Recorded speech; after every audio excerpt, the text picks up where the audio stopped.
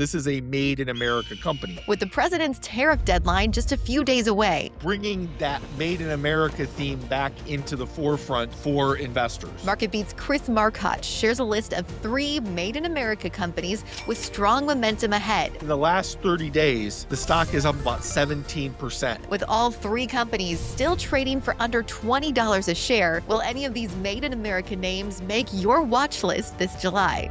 Let's dive in.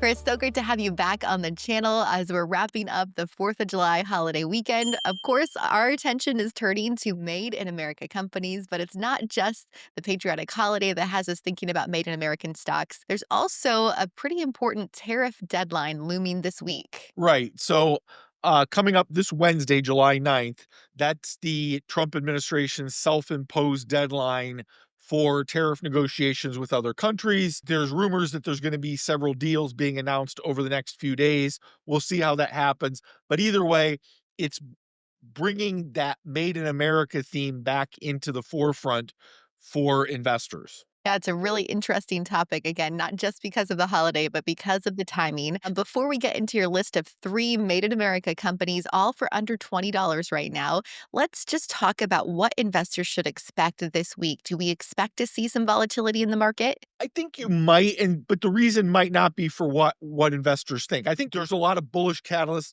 to the market right now. It looks like the Trump administration's tax and spending bill, the big beautiful bill, will pass at some point. You're also seeing, again, what we just said before. It looks like there's going to be a handful of trade deals going through, and then the market got some good news, at least on the headline number for the jobs report. But I think what might cause volatility in the market next week is just the fact that honestly, there's really not going to be a lot of big news next week. We're about a week ahead of earnings season starting, and there's not going to be a lot of big economic reports. So I would imagine trading volume may be a little light, and that always can mean you see outsized moves to the positive or the negative. Well, no matter which way the market moves this week, you can stay on top of all of your favorite stocks and the moves that might happen this week by signing up for our free text alerts. You just have to text YouTube to 68285 to sign up for this free service now and select which stocks you want to set up alerts for. They'll come right to your phone, and that might include some of the made in America stocks that Chris has for us today. So, Chris, let's get right into this list. Which is the first made in America company under $20 on your list right now? Right. So the first company on my list is Cleveland-Cliffs. It's a steel manufacturer. The ticker symbol is CLF. It's been in the news a lot over the past year. First, because it was trying to acquire U.S. Steel. That offer was rebuffed, but the company still looks pretty attractive. And here's why. It's one of the few companies that operates fully integrated steelmaking facilities within the United States. So again, if we're looking at made in America, Cleveland-Cliffs checks that box. It also checks the box of the type of companies that it does business with. We're talking about automotive, we're talking about appliance manufacturers and construction firms. All of those sectors stand to benefit from infrastructure investment and Buy American policies. Well, let's get into the chart a little bit for Cleveland Cliffs because I feel like this one has had quite a few moves this year. Again, like you said, because of all of the different news and headlines it was making. So this was at the close of the market on July 2nd. And what we're seeing is that the stock has had a pretty strong rebound here, and it pushed the stock above its 50 and 100-day simple moving average. The blue line here is showing the 100-day SMA. So that means the next potential target for the stock is this $10 area. That not only is a round number resistance, but it also pushes the stock closer to its long-term 200-day moving average. And then I also wanted to point out to investors that this area down here is the MACD, which has already crossed over into positive territory. And that could suggest that there's going to be some bullish momentum coming up. Let's talk about what analysts expect for this company at this year. They've got a consensus price target of $10.23. Now, again, that's the consensus target. And that puts it, again, right around that 200-day moving average, which is also about 16% higher from where the stock is right now. All right, a very interesting first made in America pick. And again, a company that's been in the headlines so much this year. Well, let's move on to the second company on your list and definitely moving to a different sector now. Right, so here we're gonna be talking about, consumer staples, and to be honest, this name kinda surprised me when I saw it come up on my screener. I will tell you, Bridget, it was a little hard to find companies under $20 a share with this whole Made in America theme, but this was one that was kinda interesting to me, and it's Newell Brands. Um, Investors may be familiar with it. It's um the company behind some iconic brand names like Rubbermaid containers, Sharpie markers, Coleman outdoor gear. It does source some of its components globally, but it still maintains a substantial US manufacturing and distribution presence. This is a made in America company. Now, that hasn't really meant much for the stock. Over the last 4 years, the stock's been in a tailspin. Um, but and but Newell's been focusing on streamlining their operations, reinvigorating its brands, and it's starting to show up in the earnings reports. You're starting to see a beat in earnings on a year-over-year basis.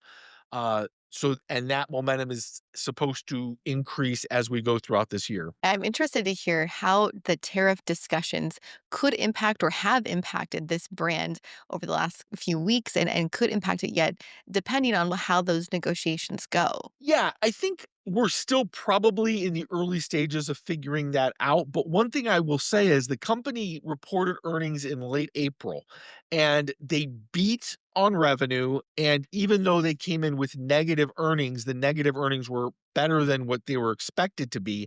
And they were better on a year over year basis. So that's suggesting to me that perhaps consumers are already starting to look at what are made in America options, where are companies that I can buy from where I'm gonna be free from tariffs. Interesting. Well, let's look at the chart on this one too, and Yeah. what analysts are saying as well.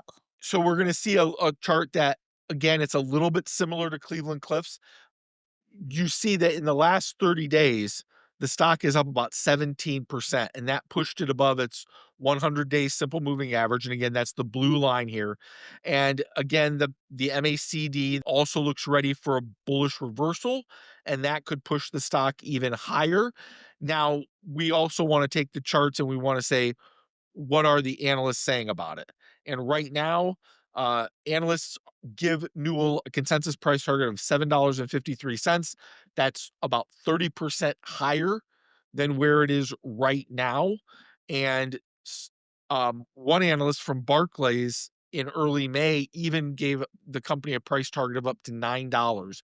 So there's a made in America story here. I think a lot of the sell-off in the stock since the end of 2021 was due to cyclical factors. A lot of people loaded up with this company's products in 2020 and in 2021, and some of these products, like the Rubbermaid containers, those are products that are long-term products. They're not necessarily gonna be purchasing them again. So now that maybe the cycle's coming around, and again, that combined with the tariffs is a bullish story. Yeah, that cycle you're talking about is kind of what we've seen in the furniture sector as well, with the one-time purchases and the pullbacks a little bit. So that cycle, like you said, it's been about 5 years, so it could be coming back around. That's an interesting point to make too, Chris. Let's move on to the third company, and this is where that under $20 comes in because your first two stocks have actually been under $10, Right. but this next one is just a little bit higher. So let's get to this third company. Right, like I said, it was you're having to work a little bit, and this one I had to get a little bit creative with,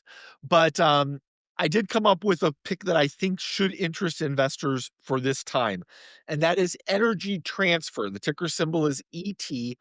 Many investors are familiar with this stock, and the reason why I think it's interesting right now is it's a pipeline company, so it's a midstream oil company. It's not one of the big drillers, it's not gonna be part of that trade, and it's a company that's not really gonna be sensitive to oil prices no matter which way they go, and the expectation is that they may be moving lower.